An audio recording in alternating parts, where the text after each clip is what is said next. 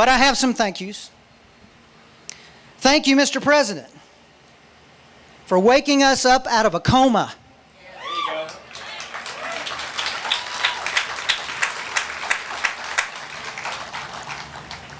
We were lulled into a deep sleep by the devilishly slippery Washington speak, "Don't fear, all is well."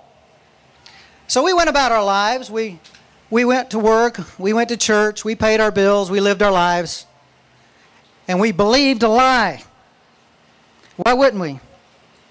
Isn't our government working on our behalf? You know, ignorance was deceitfully bliss, wasn't it? But now that we're aroused, we remember the fundamental principles on which our great country was founded. Freedom from tyranny and independence from despotism. You've proven, Mr. President, in short order and beyond all doubt, that an irresponsible and unrestrained government is like a cancer that eats at the heart and the soul of this country that it falsely claims to serve. Your policies have stirred us from our slumber, but we're awake now, and we're hot, and it's not just because of the weather.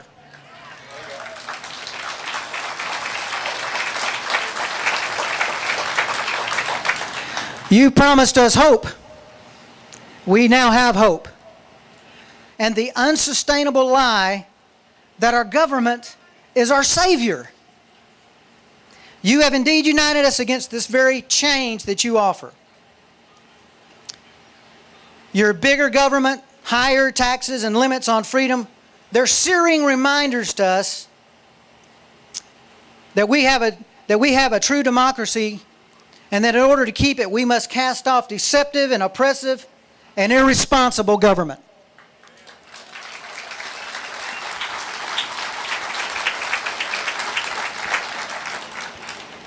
Mr. President, your socialist policies and apologies for bringing democracy to millions of people around the world remind us of who we are. A people with God-given rights to life, liberty, and the pursuit of happiness.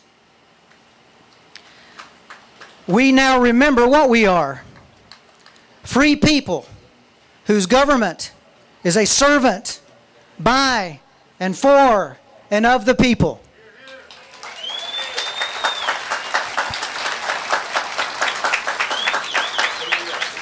And you should know, Mr. President, that we are not a people whose time has come and passed. We're now. So thank you, Mr. President. Just like what was said after the Japanese bombed Pearl Harbor, you've awakened a sleeping giant.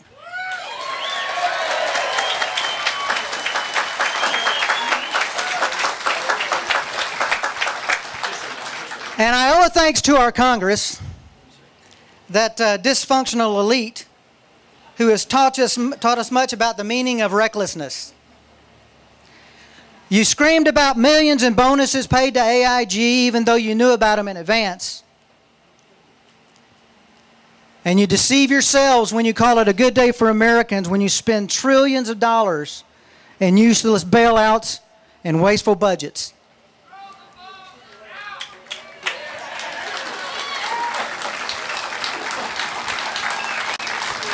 But we see through your deception. You taught us how to dance the old Potomac two-step. So with one hand, you distract with soothing words, while on the other, you gut our economy in an insatiable quest for power and control. But you taught us to dance. We're going to return the favor. We call it a line dance. We're going to form a line straight and true over the mountains, through the prairies, from sea to shining sea, all the way to the poles.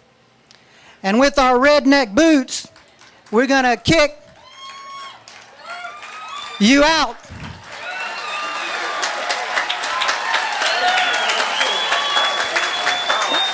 We're going to regain our freedom. Well, let me thank you folks here today for a different reason.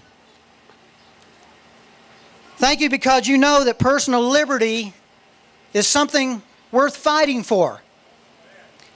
You're appalled at the tyranny of big government redistributing your income to people who think that they're entitled to what you have. You think it only fair that you earn what you make and keep what you earn. Thank you, too, because even though our president claims that we are no longer a Christian nation, you all still cling to your religion.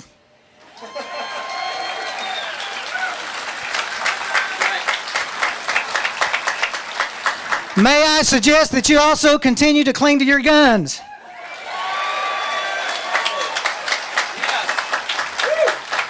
And thank you because even though you're now branded as right-wing extremists,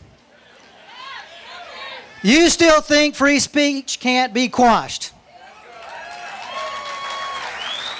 And finally, thank you because unlike Congress, when people tell you the truth, you listen.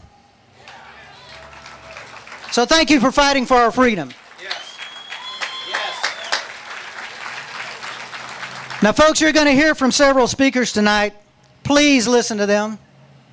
But most importantly, listen to your heart.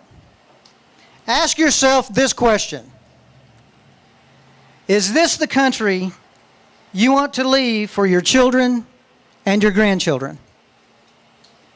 If not, then rise up in holy wrath.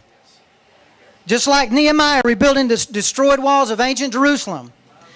Stand in a gap with a trowel in one hand, a sword in the other, and say, what remains you will not destroy. This won't happen on my watch.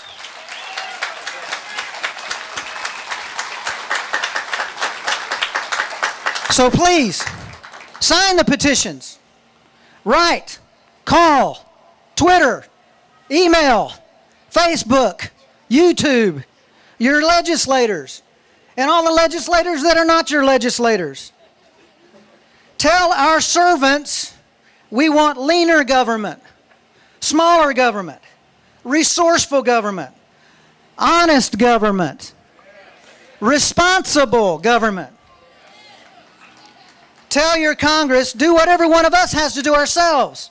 Balance your budget. Live within your means.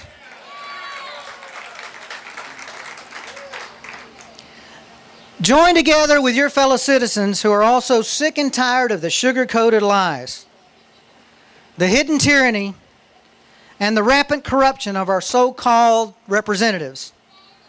And let's once again rebuild America, with God's help, into a Christian nation that flows with the milk and honey of cherished liberty, golden opportunity, and peace through strength.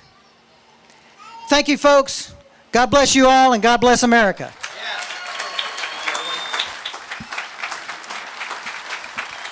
Well, did you like that? Anybody disappointed they came tonight? I'm not. I'm glad I'm here. I want to take just a moment to thank each and every one of you.